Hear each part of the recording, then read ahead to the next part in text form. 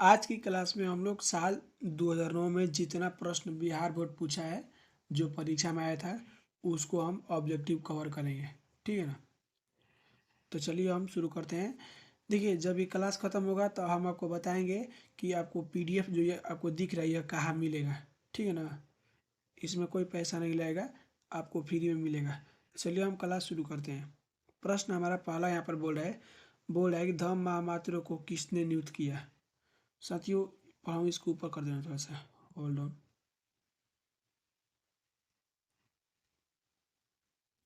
ठीक है ना। कलर ले रहे हैं ग्रीन। चलिए हो गया ठीक। धम्म महामात्र को किसने नियुक्त किया। साथियों, हमारे आंसर होगा ऑप्शन नंबर सी, अशोक। ठीक है ना। किसने किया था, ऑप्शन नंबर सी, अशोक। दूसरा प्रश्न बोल रहा है त्रिपिटक साहित्य है। साथियों, त्रिपिटक साहित्य क्या है।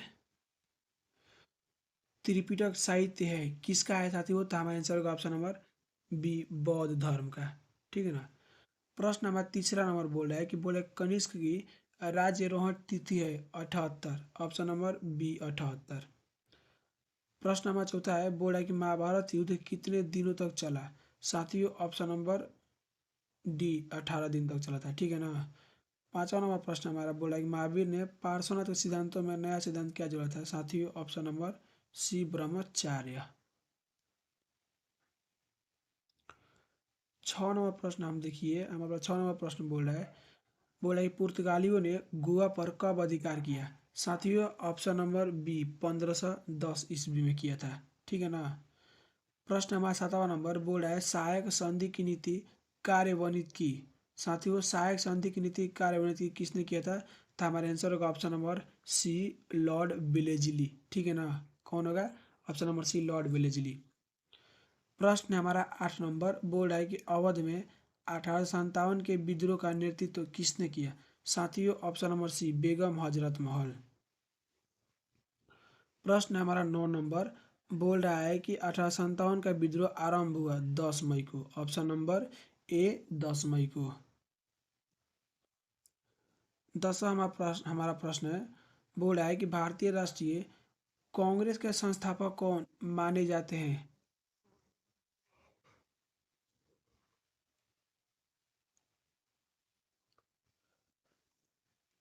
ऑप्शन नंबर ए होगा ए ओम होम। ठीक है ना। प्रश्न है हमारा 11 नंबर। साथियों, 11 नंबर प्रश्न बोल रहा है कि विजयनगर साम्राज्य की स्थापना किसने की। साथियों, विजयनगर साम्राज्य की स्थापना किसने किया था, तो हमारा आंसर होगा ऑप्शन नंबर ए, हरिहर और बुका। ठीक है ना।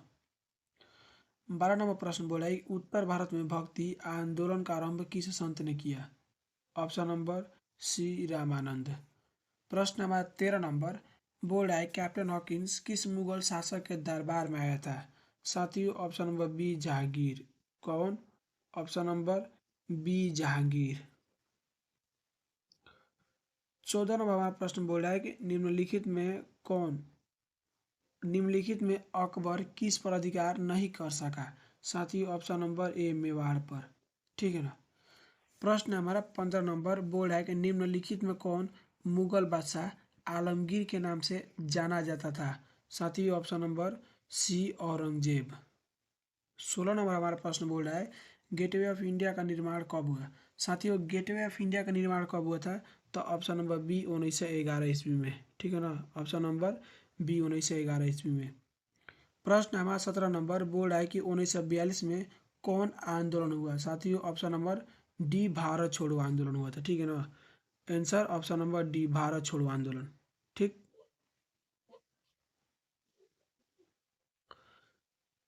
प्रश्न है हमारा 18 नंबर। 18 नंबर प्रश्न बोल रहा है कि दिल्ली चलो का नारा किसने दिया। साथियों, दिल्ली चलो का नारा किसने दिया, Subhash Chandra Bose. Option number D. 19 number प्रश्न बोला है कि भारतीय संविधान की प्रारूप समिति के अध्यक्ष कौन थे। साथियों, प्रारूप समिति बोल रहा है तो हमारा आंसर होगा भीमराव अंबेडकर, यानी option number D, Bhimrao Ambedkar. ठीक है ना। ऑप्शन के मुताबिक कौन होगा, option number D, Bhimrao Ambedkar. प्रश्न हमारा 20 नंबर। 20 नंबर प्रश्न बोला है कि भारतीय संविधान के अनुसार संप्रभुता निहित है। साथियों, ऑप्शन नंबर डी संविधान में। ऑप्शन नंबर डी संविधान में होगा, ठीक है ना। प्रश्न हमारा 21 नंबर बोर्ड है राखल दास बनर्जी को मोहनजोदड़ो के अवशेष किस वर्ष मिले।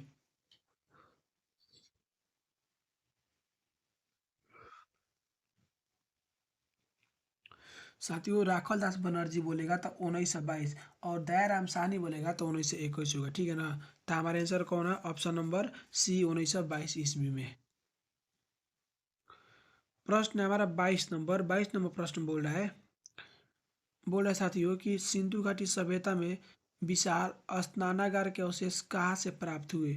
ऑप्शन नंबर सी मोहनजोदड़ो से, ठीक है ना। प्रश्न नंबर 23 नंबर बोल रहा है 16 महाजनपदों में सबसे शक्तिशाली महाजनपद कौन था साथियों। Option number A Magadh. प्रश्न नंबर 24 नंबर बोल रहा है कि अर्थशास्त्र और इंडिका से किस राजवंश के विषय में जानकारी मिलती है। साथियों अर्थशास्त्र और इंडिका से ऑप्शन नंबर ए मौर्य वंश के, ठीक है ना। अर्थशास्त्र के लेखक कौन है, चाणक्य। और इंडिका के लेखक कौन है, मेगास्थनीज। चाणक्य को आप विष्णुगुप्त भी बोल सकते हैं, ठीक है ना। प्रश्न है हमारा 25 नंबर प्रश्न बोल रहा है कि किस शिलालेख में अशोक के कलिंग विजय का उल्लेख है। साथियों किस शिलालेख में अशोक के कलिंग विजय का उल्लेख है, तो ऑप्शन नंबर डी 13वां शिलालेख में, ठीक है ना। 26 नंबर हमारा प्रश्न बोल रहा है कि आइन ए अकबरी कितने भागों में विभक्त है। साथियों आइन ए अकबरी कितने विभक्त है, तो ऑप्शन नंबर डी 5 भाग। प्रश्न है हमारा 27 नंबर बोल रहा है कि औरंगजेब ने अपने जीवन का अंतिम भाग बिताया था। साथियों ऑप्शन नंबर डी दक्षिण भारत में। 28 नंबर प्रश्न बोला है कि स्थापत्य कला का सबसे अधिक विकास किसके समय में हुआ था। साथियों हमारा आंसर होगा ऑप्शन नंबर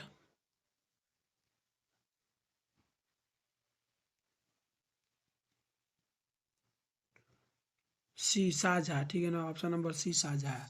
प्रश्न है हमारा 29 नंबर प्रश्न बोल रहा है कि शेख मोइनुद्दीन चिश्ती की दरगाह स्थित है। साथियों ऑप्शन नंबर डी अजमेर में। प्रश्न है हमारा नेक्स्ट 30 नंबर प्रश्न बोल रहा है कि इंग्लिश ईस्ट इंडिया कंपनी की स्थापना कब हुई थी। साथियों ऑप्शन नंबर ए होगा 1600 ईस्वी में, ठीक है ना। प्रश्न हमारा 31 नंबर बोल रहा है कि किस भारतीय शासक को नेपोलियन की संज्ञा दी गई है। साथियों ऑप्शन नंबर सी समुद्रगुप्त, ठीक है ना।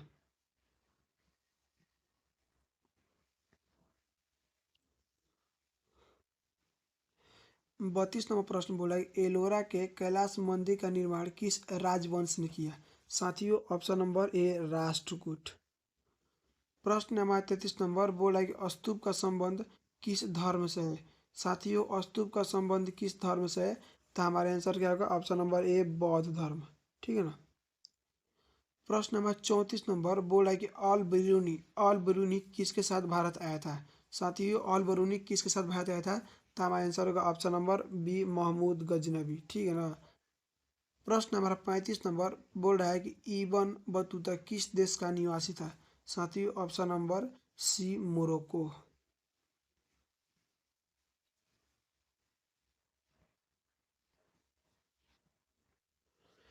प्रश्न है हमारा 36 नंबर प्रश्न बोला है कि मुस्लिम लीग की स्थापना किस वर्ष हुई थी। साथियों ऑप्शन नंबर बी 1906 ईस्वी में। प्रश्न है हमारा 37 नंबर बोल रहा है कि जलियांवाला बाग हत्याकांड किस वर्ष हुआ था। साथियों ऑप्शन नंबर ए 1919 ईस्वी में, ठीक है ना।